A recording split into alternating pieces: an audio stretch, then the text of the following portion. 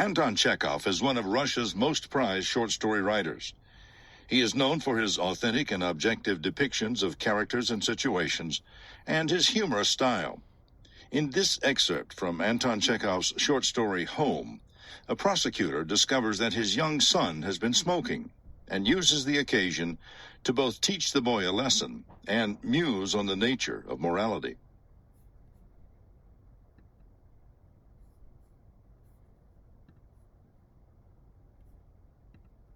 Someone came from the Grigorievs to fetch a book, but I said you were not at home. The postman brought the newspaper and 2 letters. By the way, Yevgeny Petrovich, I should like to ask you to speak to Seryozha. Today, and the day before yesterday, I have noticed that he is smoking. When I began to expostulate with him, he put his fingers in his ears as usual and sang loudly to drown my voice. Yevgeny Petrovich Bykovsky, the prosecutor of the circuit court, who had just come back from a session and was taking off his gloves in his study, looked at the governess as she made her report and laughed. Seryozha, smoking, he said, shrugging his shoulders. I can picture the little cherub with a cigarette in his mouth. Why, how old is he? 7. You think it is not important. But at his age, smoking is a bad and pernicious habit, and bad habits ought to be eradicated in the beginning. Perfectly true. And where does he get the tobacco? He takes it from the drawer in your table. Yes? In that case, send him to me. When the governess had gone out, Bykovsky sat down in an armchair before his writing table, shut his eyes, and fell to thinking. He pictured his Seryozha with a huge cigar, a yard long, in the midst of clouds of tobacco smoke, and this caricature made him smile. At the same time, the grave, troubled face of the governess called up memories of the long-past, half-forgotten time when smoking aroused in his teachers and parents a strange, not quite intelligible horror. It really was horror. Children were mercilessly flogged and expelled from school, and their lives were made a misery on account of smoking, though not a single teacher or father knew exactly what was the harm or sinfulness of smoking. Even very intelligent people did not scruple to wage war on a vice which they did not understand. Yevgeny Petrovich remembered the headmaster of the high school, a very cultured and good-natured old man, who was so appalled when he found a high school boy with a cigarette in his mouth that he turned pale, immediately summoned an emergency committee of the teachers, and sentenced the sinner to expulsion. This was probably a law of social life. The less an evil was understood, the more fiercely and coarsely it was attacked. The prosecutor remembered 2 or 3 boys who had been expelled, and their subsequent life, and could not help thinking that very often the punishment did a great deal more harm than the crime itself. The living organism has the power of rapidly adapting itself, growing accustomed and inured to any atmosphere whatever. Otherwise, man would be bound to feel at every moment what an irrational basis there often is underlying his rational activity, and how little of established truth and certainty there is, even in work so responsible and so terrible in its effects, as that of the teacher, of the lawyer, of the writer.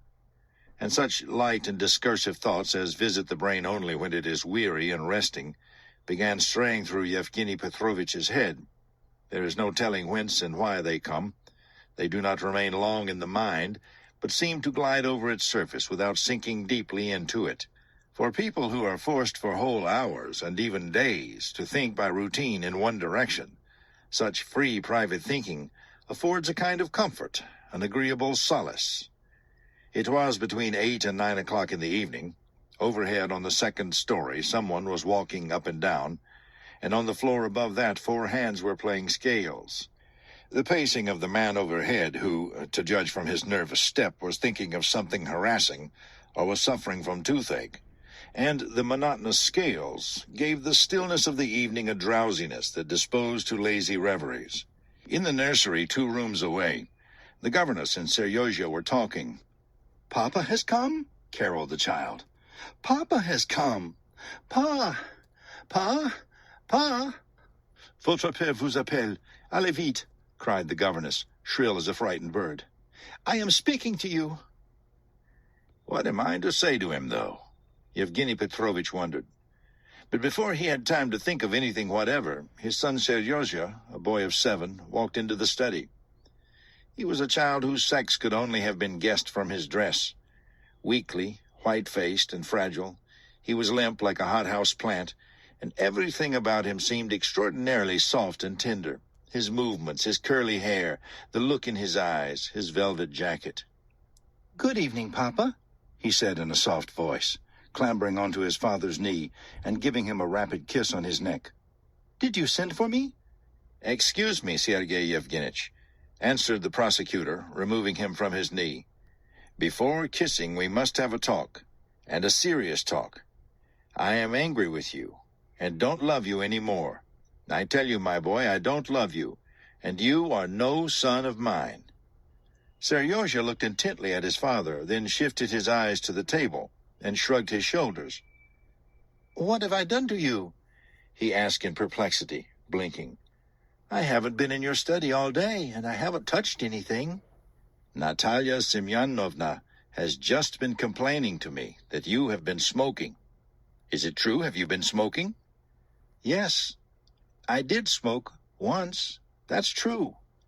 "Now, you see you are lying as well," said the prosecutor, frowning to disguise a smile. "Natalia Semyonovna has seen you smoking twice. So you see you have been detected in 3 misdeeds: smoking, taking someone else's tobacco, and lying. 3 faults." "Oh, yes," Seryozha recollected, and his eyes smiled. That's true.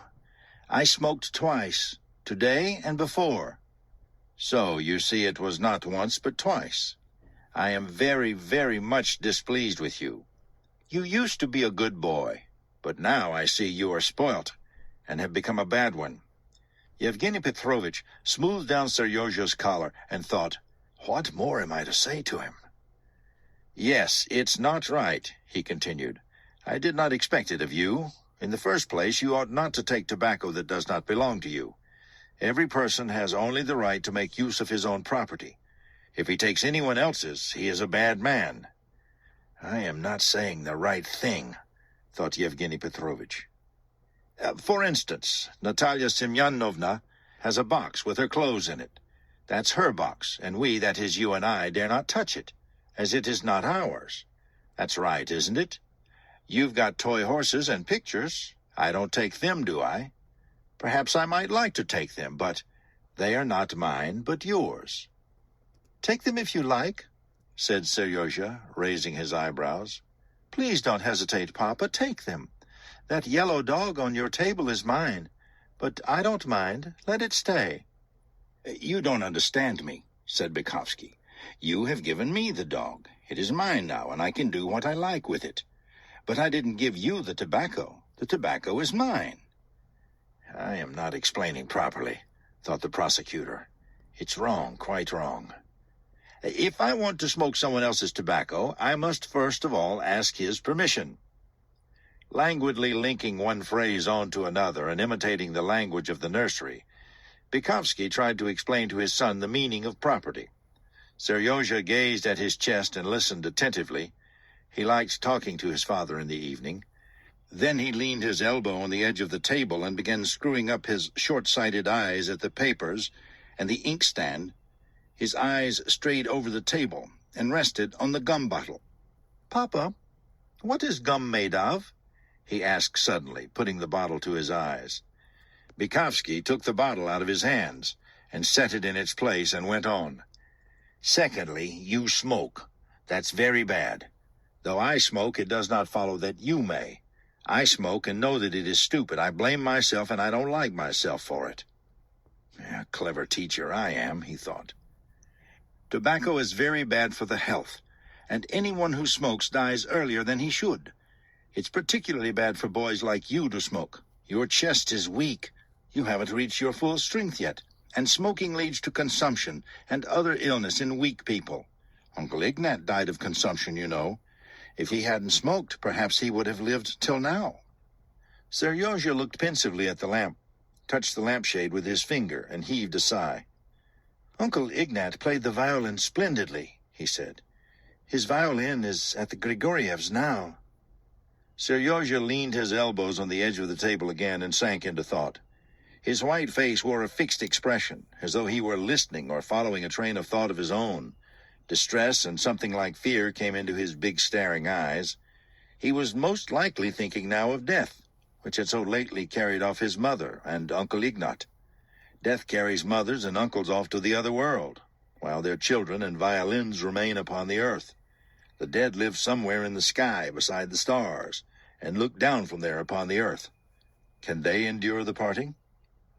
What am I to say to him? Thought Yevgeny Petrovitch. He's not listening to me. Obviously, he does not regard either his misdoings or my arguments as serious. How am I to drive it home? The prosecutor got up and walked about the study. Formerly, in my time, these questions were very simply settled, he reflected. Every urchin who was caught smoking was thrashed. The cowardly and faint-hearted did actually give up smoking. Any who were somewhat more plucky and intelligent, after the thrashing, took to carrying tobacco in the legs of their boots and smoking in the barn. When they were caught in the barn and thrashed again, they would go away to smoke by the river, and so on, till the boy grew up. My mother used to give me money and sweets not to smoke. Now that method is looked upon as worthless and immoral. The modern teacher, taking his stand on logic, tries to make the child form good principles, not from fear, nor from desire for distinction or reward, but consciously. While he was walking about thinking, Seryozha climbed up with his legs on a chair sideways to the table and began drawing. That he might not spoil official paper nor touch the ink, a heap of half-sheets cut on purpose for him lay on the table together with a blue pencil. "Cook was chopping up cabbage today, and she cut her finger," he said, drawing a little house and moving his eyebrows. "She gave such a scream that we were all frightened and ran into the kitchen. Stupid thing. Natalia Semyonovna told her to dip her finger in cold water, but she sucked it. And how could she put a dirty finger in her mouth? That's not proper, you know, Papa." Then he went on to describe how, while they were having dinner, a man with a hurdy-gurdy had come into the yard with a little girl who had danced and sung to the music. He has his own train of thought, thought the prosecutor. He has a little world of his own in his head, and he has his own ideas of what is important and unimportant. To gain possession of his attention, it's not enough to imitate his language. One must also be able to think in the way he does. He would understand me perfectly if I really were sorry for the loss of the tobacco, if I felt injured and cried. That's why no one can take the place of a mother in bringing up a child, because she can feel, cry, and laugh together with the child. One can do nothing by logic and morality. What more shall I say to him? What? And it struck Yevgeny Petrovitch as strange and absurd that he, an experienced advocate, who spent half his life in the practice of reducing people to silence, forestalling what they had to say, and punishing them, was completely at a loss and did not know what to say to the boy. "I say, give me your word of honor that you won't smoke again," he said. "Word of honor?" caroled Seryozha, pressing hard on the pencil and bending over the drawing. "Word of honor." Does he know what is meant by word of honor? Bykovsky asked himself. No, I am a poor teacher of morality. If some schoolmaster or one of our legal fellows could peep into my brain at this moment, he would call me a poor stick, and would very likely suspect me of unnecessary subtlety. But in school and in court, of course, all these wretched questions are far more simply settled than at home. Here, one has to do with people whom one loves beyond everything, and love is exacting and complicates the question. If this boy were not my son, but my pupil, or a prisoner on his trial, I should not be so cowardly, and my thoughts would not be racing all over the place. Yevgeny Petrovitch sat down to the table and pulled one of Seryozha's drawings to him. In it there was a house with a crooked roof, and smoke which came out of the chimney like a flash of lightning, in zigzags up to the very edge of the paper. Beside the house stood a soldier with dots for eyes and a bayonet that looked like the figure 4. "A man can't be taller than a house," said the prosecutor. Seryozha got on his knee and moved about for some time to get comfortably settled there. "No, Papa," he said, looking at his drawing. "If you were to draw the soldier small, you would not see his eyes." Ought he to argue with him? From daily observation of his son, the prosecutor had become convinced that children, like savages, have their own artistic standpoints and requirements peculiar to them, beyond the grasp of grown-up people. Had he been attentively observed, Seryozha might have struck a grown-up person as abnormal. He thought it possible and reasonable to draw men taller than houses, and to represent in pencil not only objects but even his sensations. Thus he would depict the sounds of an orchestra in the form of smoke like spherical blurs, a whistle in the form of a spiral thread. To his mind, sound was closely connected with form and color, so that when he painted letters, he invariably painted the letter L yellow, M red, A black, and so on.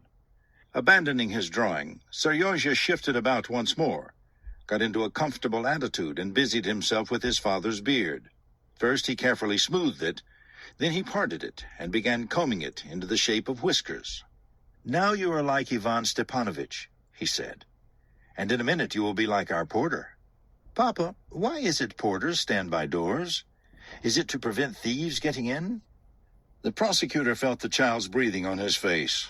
He was continually touching his hair with his cheek, and there was a warm, soft feeling in his soul, as soft as though not only his hands but his whole soul were lying on the velvet of Seryozha's jacket.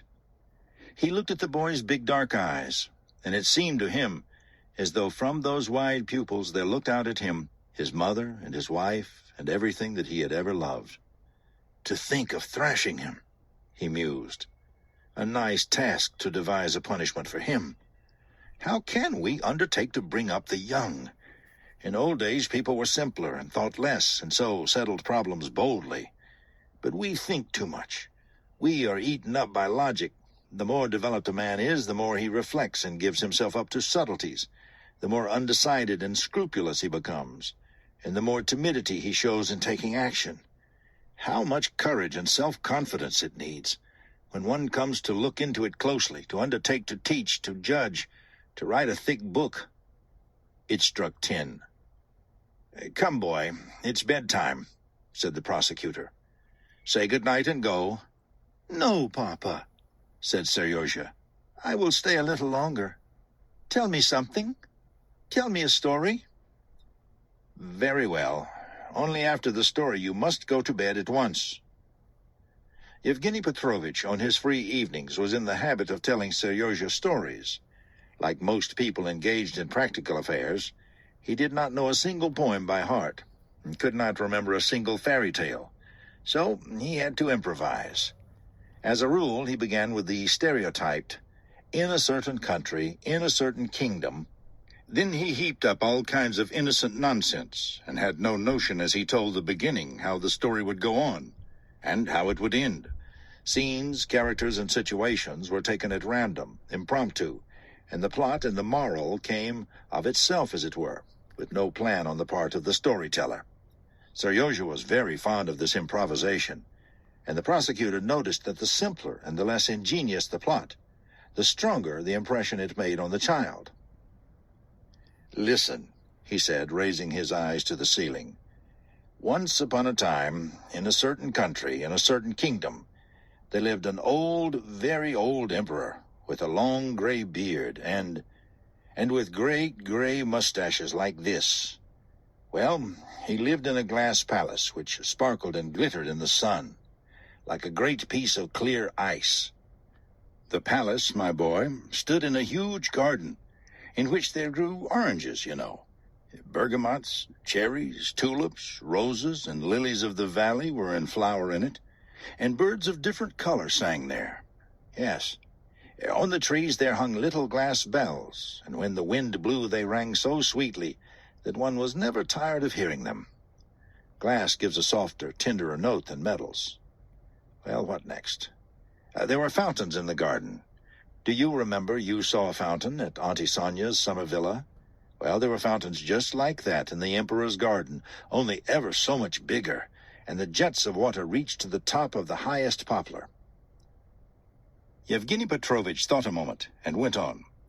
"The old emperor had an only son, an heir of his kingdom, a boy as little as you. He was a good boy. He was never naughty. He went to bed early. He never touched anything on the table, and altogether he was a sensible boy. He only had one fault. He used to smoke. Seryozha listened attentively and looked into his father's eyes without blinking. The prosecutor went on thinking, what next? He spun out a long rigmarole and ended like this. The emperor's son fell ill with consumption through smoking and died when he was 20. His infirm and sick old father was left without anyone to help him. There was no one to govern the kingdom and defend the palace. Enemies came, killed the old man, and destroyed the palace. And now there are neither cherries, nor birds, nor little bells in the garden. That's what happened. This ending struck Yevgeny Petrovich as absurd and naive, but the whole story made an intense impression on Seryozha. Again his eyes were clouded by mournfulness and something like fear. For a minute he looked pensively at the dark window, shuddered, and said in a sinking voice, "I am not going to smoke any more." When he had said good night and gone away, his father walked up and down the room and smiled to himself. They would tell me it was the influence of beauty, artistic form, he meditated. It may be so, but that's no comfort. It's not the right way, all the same. Why must morality and truth never be offered in their crude form, but only with embellishments, sweetened and gilded like pills?